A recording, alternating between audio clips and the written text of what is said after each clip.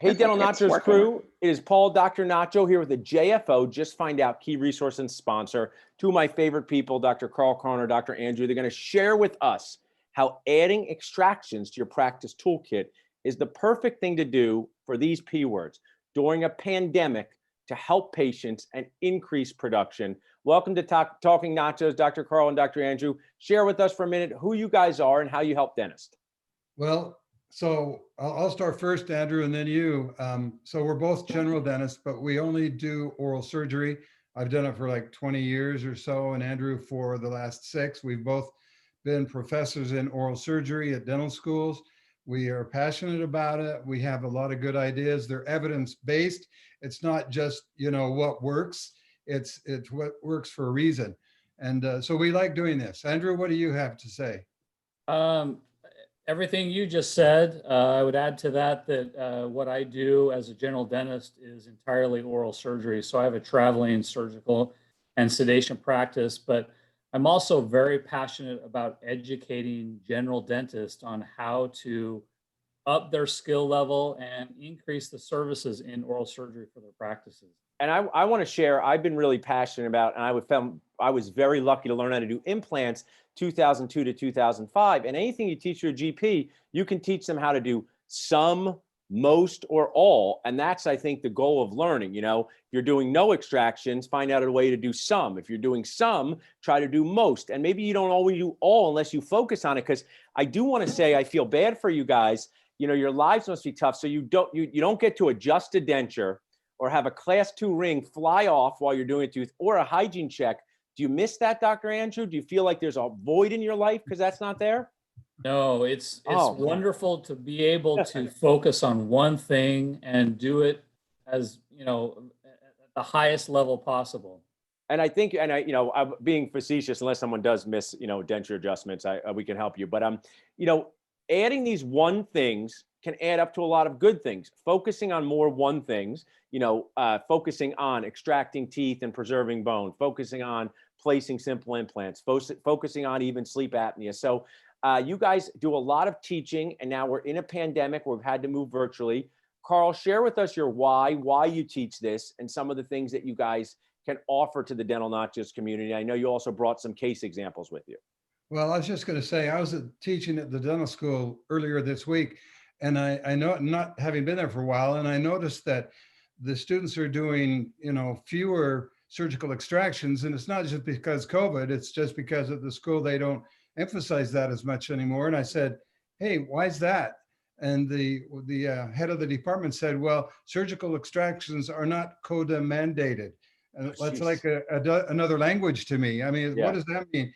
Well, there's certain things you have to teach in dental school, certain things you don't have to teach. And that's something you don't have to teach. So it's up to the school. Some will do it, some won't. And I thought, hey, we're going the wrong direction. For sure. We should be doing a lot more of that. So I think that's one reason. I mean, that gives us confidence and strength to do even more teaching because the schools are doing less. So we've got 4 different main areas that we'll maybe touch on today. But, and you were talking about if you do more of something, you get better at it. But a general dentist doesn't really have to limit himself to or herself to surgery. With some of our techniques, we can help them more quickly get to where they want to be, right, to do cases faster and better, fewer complications.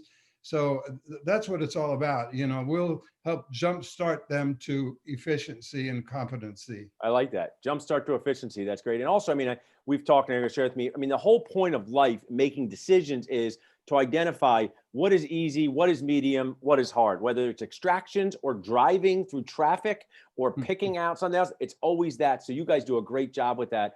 I know you brought some case examples to share. Is now a good time for Ariel to bring some of those up? Yeah. Perfect. That's great. See what she has there. Awesome. So let me talk about this one, and I'll have Andrew talk about the next one. So this just shows the main things we do. So the one that is highlighted there is one that used to be in person, and as of late, it's online, but it's hands-on. So it's so cool to be able to talk about the things and interact with people on Zoom and have them see a video and then say, we say, do it just like we did on the video, or right there. Yeah. And so then we look in their camera. They point their camera to what they did, and we say, well, yeah, hey, that's awesome. You did a great job, or the angle could have been a little better, or so that's a fun course. That's our basic And I course. want to pause, Carl, because I teach a lot of C too. I've taken a lot of C, I've learned, and I just really want to compliment you. I actually was talking with my friend from England. You can tag him, Ariel, Dr. Jason Smithson, because he teaches a lot of composite stuff. And I said, you should do what Carl and Andrew are doing, because this is dentists. You can they're sitting in their own operatory, right? Right, exactly. I mean, what do you like better? I like my couch and my operatory. I'm very comfortable on both, and it's like you can sit in your own operatory. So what I think you guys have done, and I really want to share at this point, I want in-person to see come back. It's important for dentists to talk face to face, but when this is over or we move past it, I think what you've done here is awesome, because they can use their own handpieces and instruments to do this. Is that correct? Yes, and if they have an electric motor, like an implant motor with a straight handpiece, they could do it in their living room or in their kitchen too. Oh, nice. That's really awesome. Yeah. So this is the 2-day online hands-on model workshop. That's going to be September 18th and 19th. That's That's right. coming up. Gotcha. That's right. And we'll drop a link in there. And I know you have a nacho deal for us, which we appreciate. That's So true. We're just beta testing something where after that course, they can do a one-on-one with Andrew or me, where we'll take an hour or so just with them personally, and the cost, and then we'll just go over cases, or we'll go over questions and the cost of that. But they have to have taken this first. The cost is like the cost of one extraction. Yeah, I mean, that's so valuable. What I want to encourage dentists to do, some people, I like to kindly annoy them into good ideas. Sometimes my wife just regular annoy, but I like to think it's kindly annoy. Do this, you learn the skills to use forever. Your ROI is not just production, it's happiness, it's confidence, it's being able to help patients. And I know from being in my office this week, while I'm so collaborative and working with specialists, whether it's in-house, whether it's outside the office, things have just gotten into a molasses mode of trying to go to another office. So if you have 10 extractions and you can take care of 4 of them, there's just something that doesn't show up on the stat sheet. There's something that's priceless about being able to do that, especially during this pandemic time. Let me quickly just mention the other 3. The one on the left is live patient treatment, and the one on the right is 8 hours online, where it's just didactic online if that's what they want. Awesome. And then the one on the far right is what Andrew's going to mention, and that is where we take a hard tooth, like a lower first molar that's bombed out at the bone, or divergent roots, and maybe a hard upper first molar or a long canine, and we dissect that, no pun intended, but we go step by step exactly, what if this happens, what if that goes wrong, and we just do it in detail.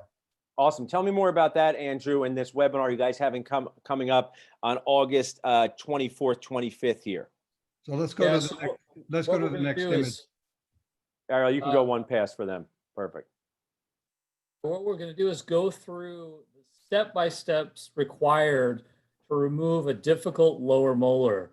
So, dental school does a great job of teaching routine extractions, but how many times is a molar turned into a surgical extraction? 70% of the time? Yeah. Maybe even 80% of the time. And then there are other complications that arise from that as well. So we're going to go through the procedure of performing a surgical extraction once things turn difficult, when that crown breaks off, when you don't have access to much tooth structure, and it's chipping and chipping and chipping, and you just don't know what to do. So we're going to spend 90 minutes going through sort of the recipe of how you take on that surgical extraction. I call it this, and you guys can use this for your marketing, how to take out a molar that's been mushified, because that tooth is mushified, right? How do you take out a mushified molar? You can use that. And I think, what's the cost to join this webinar August 24th and 25th, or August 25th? Well, we have a special deal right now in the first place, but then we have an extra special one for nachos people.